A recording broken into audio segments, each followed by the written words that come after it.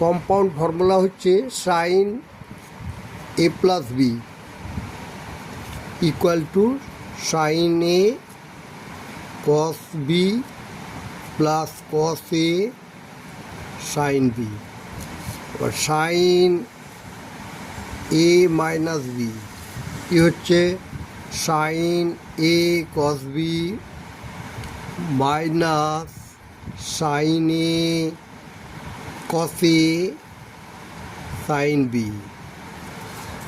এইভাবে cos A plus B হবে cos A cos B minus sine A sine B, cos A minus B হবে cos A cos B plus sine A sine B.